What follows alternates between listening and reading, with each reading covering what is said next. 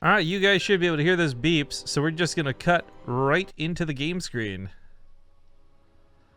Also, big thank you to Artosis actually tweeting saying he's been double screening BaseTradeTV and Leenock for a while. You should too, linking both of our streams.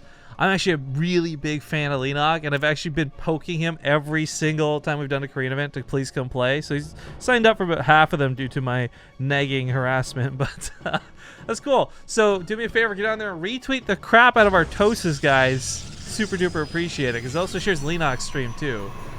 I'm all about promoting the other streams from other players, showing some good games.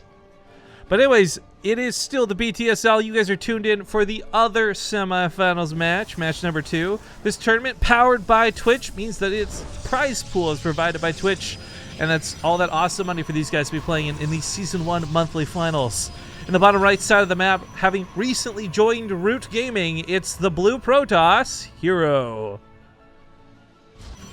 In the bottom left, as the red Protoss, he is Stats. Now this is really cool because Stats obviously has the renown. He went to BlizzCon, he's a big badass in the Korean scene, and he's a good player. Picked up by Splice, awesome.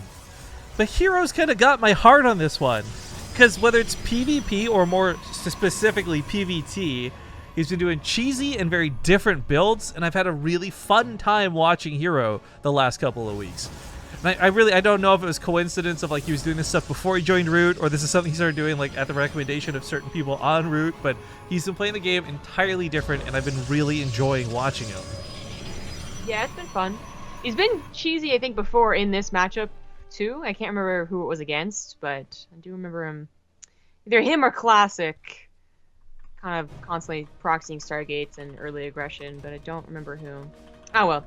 Stats is actually going to go for a Nexus after Gateway, which I guess in PvP terms is actually kind of greedy, but it can work out if you just get some good scouting yourself, and the timings are good enough, I suppose. Yeah. Oh, I was going to mention too, we talked about the prize money for this tournament, and I forgot. There's actually one small additional bonus for the first place prize, where everybody's points are going to be wiped clean. So like, you'll be starting a brand new month, fresh and new, and everyone has the same chance to try and qualify into the next season's monthly finals. Except, the winner of this tournament will have a couple of points carried through, so they don't necessarily have to super grind or try really hard if their next month is pretty busy to qualify for the next finals. They'll have some points to start the season off when everyone else starts at 0. So Yeah, that's pretty cool. yeah, again, everybody at this point, like Solar, okay, he lost, but he got $50. Loser of this match will get $50, but there's $200 and $100 on the line for those grand finals. And I'm not gonna drunk on the hot scale, I'm a 10, baby. the echo makes that so weird. Thank you, Corbin J, for the $10. Says, what an awesome way to wake up on a Friday morning. Coffee, coding, and StarCraft. Love you guys. Cool. Coding, yeah, amazing. I thought I said codeine for a moment when I was reading it. I was like, oh, okay. Pop that codeine. It's a very interesting way to start off your morning for certain. Those things don't typically mix, but anyways, 3 probes picked off as he recalls back home. Not bad for just a mothership core poke. Yeah. So Stats obviously got like the faster Nexus, and as such, like double probe production a lot faster too. So he should be even getting far ahead, especially if herO is not dealing any damage to his probe line. So those 3 probes are actually pretty nice. Yeah, and you know, this is also without the benefit of Chrono on the Nexus. Like, he's put Chrono Boost into both the Cybercore and the Gateway, so we're going to start really seeing some production kick in soon, but it's impressive that he's up 5 workers without the Chrono. Consider if he had Chrono, this base would probably already be saturated by now. Yeah, maybe. But we had another sub coming, Apoc428 for the 1 year. Says, was part of the Ting sub train last year. Best $60 spent. P.S. Never stop making dad jokes, Rifkin. Thank you very much, Apoc. And make sure to send us a message on the channel so we can get you a part 2 hooked up, man. A real-life metallic one, a coin, a medallion. But Calm down there. some hungry stalkers looking for some diners, drive-ins, and dives. Unfortunately, they're only going to find Stats' base. They're connoisseurs of food and go-go boots. And 90s hair culture. Yeah, exactly. herO does have a slight army supply lead. That is just so slight that Photon Overcharge should take care of it. The Adept at most could probably get like a couple of probe kills in the main base, and that might be worth actually shading them through, as well as some scouting. That's gonna happen. herO's already on his way to Robotics Bay though, so what this Warp Prism is going to lead to a Disruptor. Should lead to drops. It is so bold. Yes, It's he is. it's really nice seeing him get probe kills and do some economic damage, but the problem is for herO that's playing catch up, right? Like, this is cool and I like this for sure, but the adepts and the stalkers, I mean, it's really not even even up the game in terms of like what the economy looks like. Stats as earlier Nexus has really been paying dividends and still looks really great even now. But the problem is, because Blink isn't up and he went for Resonating Glaives first, dealing with this Warp Prism and especially the Disruptor is actually going to be very, very difficult. Yeah. This goes back to why I love watching herO, man. He's doing these different builds. This is not at all standard when it comes to PvP. You'll see Blink Stalkers and Disruptors for sure, but you usually don't see the fast Gravitic Drive dropping around. Like, this is a versus Terran strategy most of the time. I think Zest has done this before, but like there's a real trick, you know? If your opponent did get Blink and you lose this Disruptor or the Warp Prism or both, then it kind of falls flat. So you have to be very careful. Well, now, that might look like he has Blink with the amount of Stalkers he has. And Blink is typically what you go for over Resonating Glaives as well, but I was just going to mention, it kind of doubles down. He was already behind in the economy game because of the way the openers went, but also, yeah, if he loses the Disruptor and the Warp Prism, then he has no pressure. The biggest thing about the Warp Prism, whether it's on your side defensively or your opponent's side offensively, is it keeps them at home. Well, this Warp Prism's floating around, that's going to require at least 8 Stalkers. You want to have 4 in each base trying to catch that. So as Stats moves out, he's going to find himself very defenseless. This Warp Prism comes back in, and it might just get a big hit on that probe line. It might. Like, I would totally give herO this game even if he had 2 more Disruptors waiting in the natural, but he's waiting for Stats' Warp Prism, and he went into Immortals, which actually aren't going to help as much against these massive depths that Stats is going to throw at him now. Like, I'm quite worried for herO. Sure, the Stalkers aren't that impressive, and they can't blink, so they can't, like, even try and turn down the Immortal, but the Adepts, there might just be too many of them, and herO won't have Splash. Yeah, even if... overcharges, though. Have overcharges for certain, but the Adepts could also just bypass the army and go straight to the main, for example. No reason to really fight if they don't want to, but I think he's got the numbers to certainly fight if he wants to. Force fields might go down. Reminder, there's no actual blink for either player. If he could trap those into the overcharge, that would have been fantastic. But the Adepts actually separate themselves from the rest of the army now. So the Immortal gets focused. Guardian's Shield, a couple barriers, but this is still going to be tough to fight. Those Stalkers Stats should move in with the rest of his army. I'm not sure why he's not. And I think he was waiting specifically for the overcharges, and these are the last ones that are going to be popped, and Immortal helps pop them, like kill him actually. There is the Disruptor shot, which is like, again, if he had 2 Disruptors instead of 2 Immortals, probably would have been a lot more helpful. It's always questionable though, because the Adepts can split clearly. Unfortunately though, even if he holds on to the army fight, which he might not, even with that Disruptor hit, it's still down 20 probes, and herO's in a bunch of trouble. He lost a lot of workers in this fight. The Warp Prism's not providing the micro necessary to keep him alive. GG. Stats will take the first game in this best of 5. I think following with Immortals is fantastic if your opponent really did go Blink, but I'm still not even sure if herO figured the Adept thing out until the very last second. There's none of them warped in defensively. Yeah. Well, it's going to be herO's map pick. Give him a chance to figure out what's going on. Just because there's sometimes some confusion with this. Unlike the Alima League, we don't actually axe out any maps, so they have the entire map pool to pick from and choose from any of the maps that they'd like. Also, just a bit of a, I guess, PSA on that note too. There is no Alima League coming up this week. I was a little bit confused by this too, but there's 5 weeks in this January. Just weird coincidence of the way the Tuesdays work. So this coming Tuesday, there is no Alima League, which on one hand is kind of like, yay, I don't have to wake up at 3 a.m. following a Corsair Cup, but also, boo, we don't have anything for 3 days then. Yeah, and we could have probably scheduled something to make the rest of the day, the rest of the month, go a little bit smoother. Yeah, but oh well, it is what it is. I will mention, by the way, oops, let's get into the lobby here. I have a cool. This is like a really mean tease, right? We keep saying that we want to announce the Ting Season 3 offline finals location, but we keep kind of getting held back by legal things. And like we've talked to the people, we really want to make this happen. But I think next Thursday, by the looks of it, nothing confirmed yet, I will be heading down to the venue actually in person to go, like, I'm flying to America for like literally 1 day to check out the place, make sure it's all smooth and good to go and like everything will work. Like, I'm so excited because like I know we're still a little ways out from March 25th, but it's happening, man. So excited. Yeah. Yep. It's happening. So is this game, though. Game number 2 in this best of 5. He's down 1 point at the moment in the bottom left. It's Root Gaming's Blue Protoss herO. In the top right is the Red Protoss. He is Splice Stats. I actually do need to poll the audience, though, so if you guys are watching live, obviously if you're watching on YouTube, this won't matter, but if you guys are watching live, we need your help with something. Our friends over at Matcherino want to throw a $500 prize pool show match, so like one best of 9, $500, and they need ideas of who you want to see play.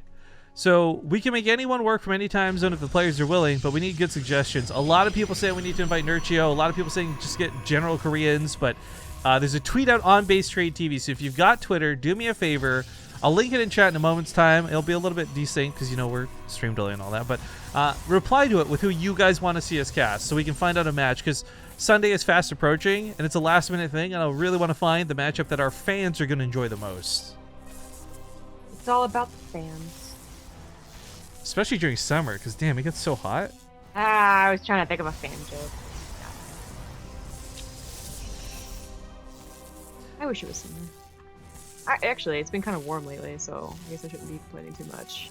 There's been no winter. Last year, we had like 4 feet of snow, which is insane, and it was a lot of fun. This year, late January, early February, it's going to be like above freezing, basically, like 10 degrees above freezing. Because I know Fahrenheit and feet probably aren't meaning much to a lot of you guys. Yeah, body appendages and that movie with the firefighters. Just know that I'm like 5'5", right? So there you go, guys. 4 feet of snow is just quite tall. 5 by 5. 5 by 5. Yeah, what does that even mean? I don't know, but you know what? Faith from Buffy the Vampire Slayer said that all the time, and the Medivacs do too. Yeah, the Medivacs say it because I think the alien helicopter pilot said it, because there's 2 quotes from the alien helicopter for the Medivac. Oh, no, the dropship, not the Medivac. Or maybe both? I don't know. I think you need to go Google this, because I can't really tab out to do it. I don't think I have to go. I think it's okay. I think chat will have the alien quotes. Aliens, my bad. Well, I'm imagining it's a real term, right? Like, it probably just means, like, oh, you want me to right, Google the real term? Oh, my bad. Okay. So what is it on the... 5 by 5? Is that way? On a pipe, 5 by 5. 5 by 5 is best of 25 possible subjective responses. Nope, that's not it. You're like 5 by 5. Someone's like 5 times 25. It?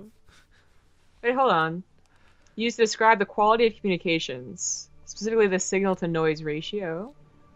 So it would be 5 by 5 is the best possible readability and signal strength report previously used by some radio sources. Is that why they say it?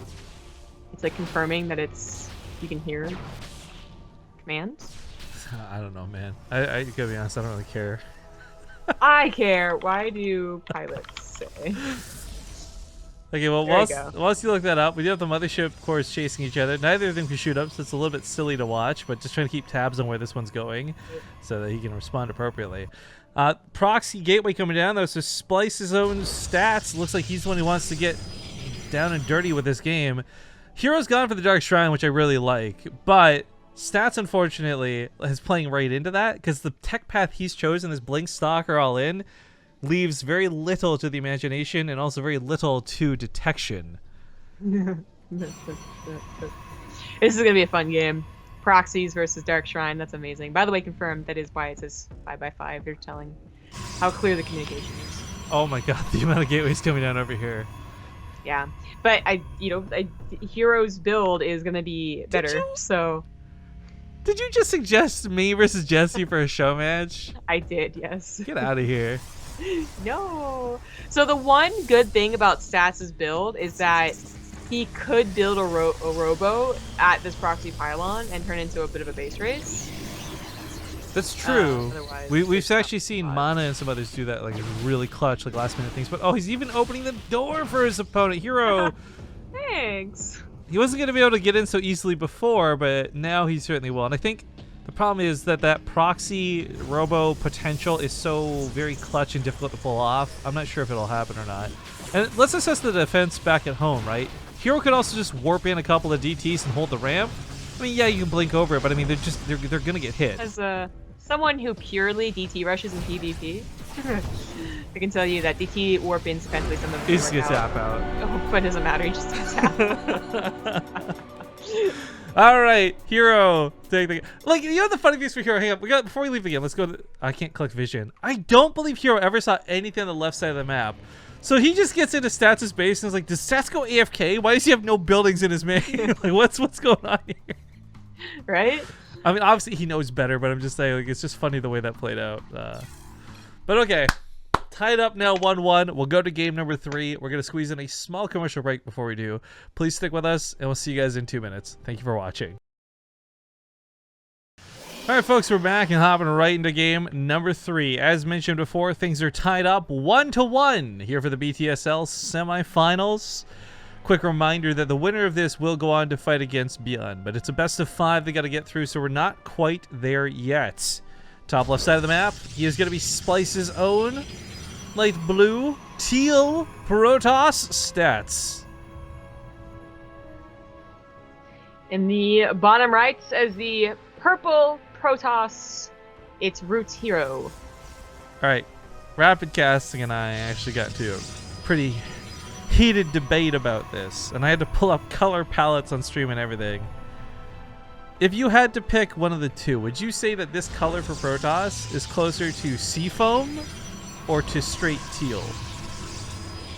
Straight teal. A little more gray. Thank you, Shardon 112 or 112 for the 300 bits. Thank you for being awesome, and thank you for being awesome.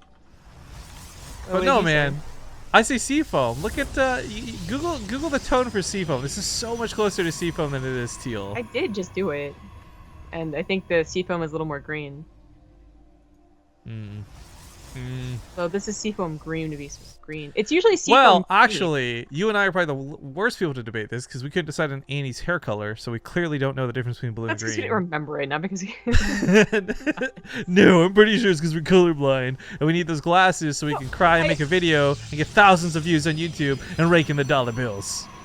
So I think it's actually turquoise. I'm establishing the precedent that we're colorblind for the long con, okay? It's turquoise. It's option C. Option C. All right. By the way, once again, I see a lot of you guys' feedback for the matches you want for that awesome show match on Sunday. However, I'm going to forget everything written in chat, so if you guys really want to make an impact, you got to reply to that tweet. This isn't some bait. Like, you don't got to follow the BaseTradeTV Twitter or anything. It's just you got to write it down so I can go back and look at it later. I can't do that so easily with Twitch chat. Stats gets lucky with his proxy. He does, actually, because it was a Nice. gamble, certainly, with the Stargate. And he's confirmed now that herO is in the bottom right. Same time, though, herO pokes up with a probe, and he gets a pretty nice scout on Stats' base, but if he goes a little bit deeper, he would have confirmed that the second pylon was missing and fishy. He might still be assessing this from the fact that no Nexus was taken, or he might just be satisfied with his own build. Regardless, though, he didn't actually get that much scouting. Like, he didn't see the gases, 2 gateways and a pylon, pretty standard. He needs to get back in there. Yeah. If the stalkers go to the natural and the motion cores in the main, it really won't be so bad. And that's probably what he's going to do. Oh, no, he's not. He's going to go look for the Stargate, and that could be problematic. He's going to look for the Adepts, too. These stalkers are now out of position for the main. The natural is covered, and the Oracle would go to there first. Yeah, there's no pylon in the main mineral line. That's going to be an issue. Real pain in the butt to deal with for certain. As the Oracle comes in, the two stalkers that just popped out maybe run back towards the main. Oh, it's a little bit awkward to say the least.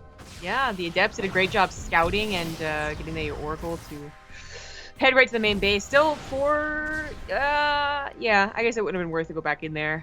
It would have had a exit path, so 4 probes is not devastating. herO does fine against that, but Stats is not stopping. He's getting a Void Ray. Void Rays can melt stalkers in the correct situations. We've actually seen this multiple times. That being said, 1 Void Ray is not going to melt stalkers. Having a little bit on the ground, though, to assist this is certainly going to be nice. And that prismatic alignment, really, it can take down pylons, it can take down stalkers. It can go ham. But the Oracle's still causing some harassment in the main. 7 probes dead. herO's still ahead. That rhymes, but unintentionally, because he's got the natural base down. Oh, here it goes. But there's quite a lot of units. I don't think Stats can make this work. Well, he popped the overcharge. I thought for certain backing away from the pylon meant he was going to be very conservative with a Void Ray, but now that's going to be another, what's that, 35 seconds before we can really take a good fight with this? That's questionable. The Electric Core doesn't have any overcharge. It's very low, very quick. Second Void Ray comes out, but that first one's already getting focused down. Prismatic Alignment pops, and looks like Stats, you know, the other part of this too is let's not forget about the ground dynamic, and he's starting to win the Stalker fight. And that's that advantage that the Void Ray brings. That Mothership Core not having any energy is a big deal. That would have saved these units right here, would have saved the Pro Pool too. Yeah, I mean, we're so used to seeing what just Stalker versus Stalker looks like. The slow Stalker Warpins are agonizing to watch, but the Oracle comes in to take the place of the Void Ray. No more air units on the way, but the Stalkers are starting to outnumber just a little bit. New Mothership Core pops an overcharge, though, and holds on for just a little bit longer. Yeah, a little bit longer. herO warping in still. Same as Stats. This could still go either way. Once again, the Mothership Core is not really adding very much, other than a bit of damage. And herO has to constantly have units in the main base because the Oracle could always fly back in there. Stalker counts 8 to 9, but that one Adept actually brings a lot of extra damage to the party and also can tank quite a few more hits. Stats is getting a little bit thinned out, though, and I'm a bit worried for him.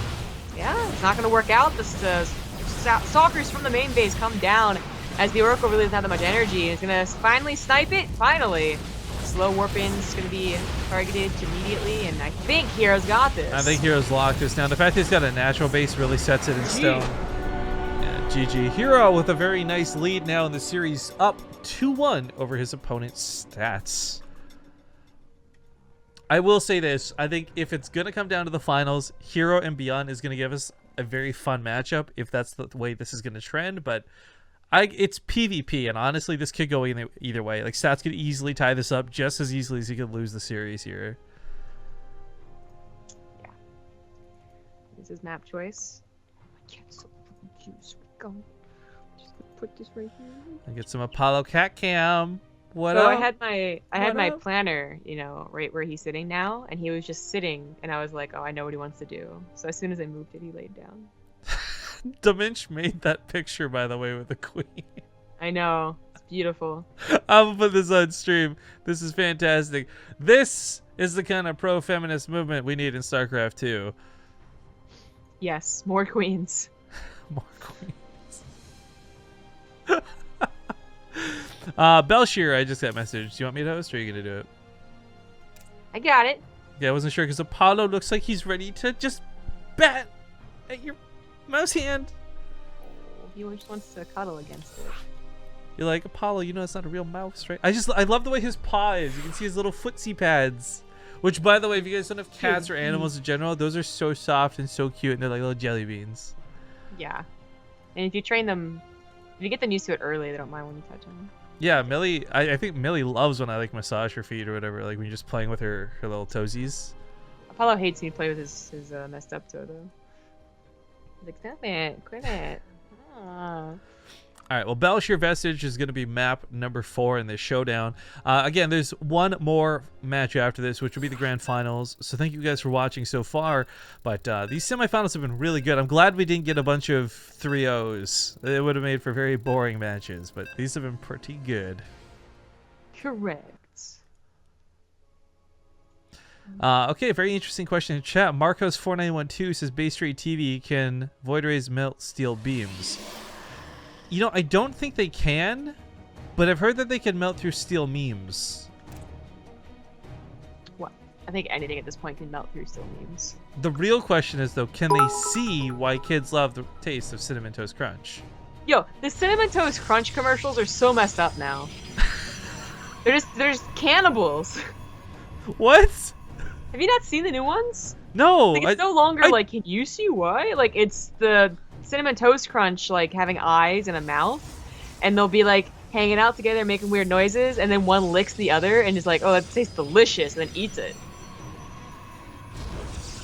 Okay. I'm not kidding. The praying mantis dynamic applied to cereal, I suppose. it confuses me.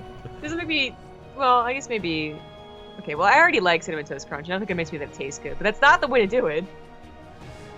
All right, well, in the top left side of the map, it's gonna be the red Protoss Stats. In the bottom right, This is the blue Protoss. He is Roots herO. I actually had to stop eating Cinnamon Toast Crunch because I'd always eat too much of it and it would make the roof of my mouth like really raw. So like Oh, really? when I was young, it was actually hurting me to eat my favorite cereal. That was a Captain Crunch for me. Like that Family Guy sketch. Oh yeah, Captain really Crunch, liked that. Corn Pops. No, not these other ones. That's weird. Well, my thing is like I would clearly I'm a bigger guy, so I would eat a lot more than I think the most average person would. Oh, I don't. Well, maybe. I ate a lot of cereal if I had cereal back in the day. Like it was never just like one bowl, right? And these bowls were like, I guess, larger than normal. But for me, I thought it was more like, you know, because I was in such a hurry to eat, I would eat it before it got the littlest bit soggy. So, so it was like really a race sharp. against time. Well, it would keep it really sharp, right? Like I didn't do it on purpose, just to like how fast I ate. I learned to calm down a little bit, but it's still a problem. And at this point, I don't really eat like sugary cereal anymore because that's calories. I know, right, guys? But anyway, I know, right? Okay. I do miss it. So before I started worrying about my weight and all that, like, it was so nice. I would buy those like bags of just the marshmallows on eBay and stuff. And I wouldn't make cereal. I would just snack on them. You know, just like take a handful and shove them in your mouth, right? Like I think cereal is actually pretty good for snacking purposes, actually, because I think I'm like a lot slower eating it with like hand, I guess, put cereal. But those are the best cereals to make your milk taste tasty. Because usually I hate leftover milk, but if you like kept in the Cinnamon Toast Crunch, like that was actually pretty good. I usually use like vanilla flavored almond milk now, so I don't really mind. Yeah, that's what I've had to do in the last few years. But anyway. We do have a Stargate opener from herO on one base, and he is proxying a pylon. Kind of cool adepts trades there in the middle. Yeah, the pylon, okay, it's not going to be slow warp-ins. He's going to show Stats what's up. He's like, Stats, your mistake was the slow warp-ins. You don't know what's up, man. Yeah. The Oracle could maybe do some damage, maybe not. I don't know. Honestly, the Oracle is really up to the defender more than the attacker, I feel, but...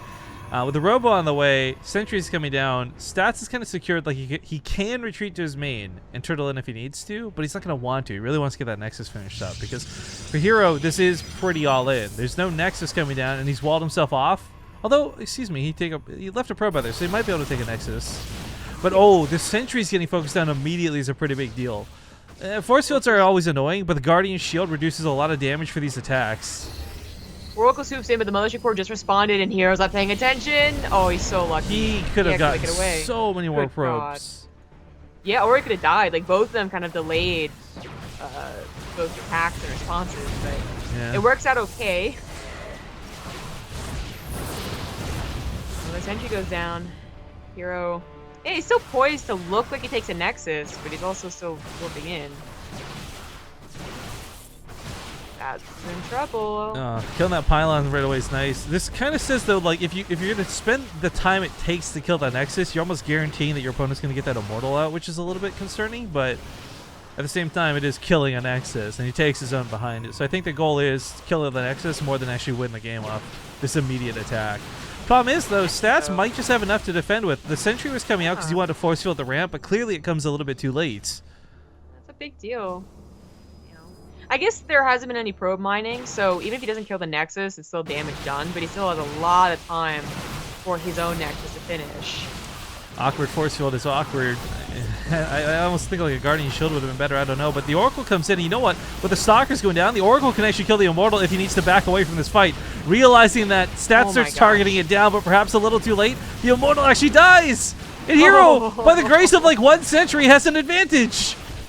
Wow, I don't know how he's winning this, but this actually might lead him to kill that Nexus. And if he kills the Nexus this late with his own Nexus already done, I'm not sure Stats can recover. It's going to be tough to break that ramp too, because considering all it takes is 1 force field to keep anything from coming down, it's going to be a really tough way to push into the natural and take it back. Not to mention the Oracle's consistently heading back towards the main, so it's just like even if it's only 1 or 2 probes here and there, it is getting kills. Oh my god. It's also burning the overcharges. Like, that is, not that there's a pylon on the low ground anymore, but there was. Oh, that force field, by the way, going to lock everything outside of the base. herO looking to turn this into a 3-1, and he's done a great job of showing Stats how to proxy.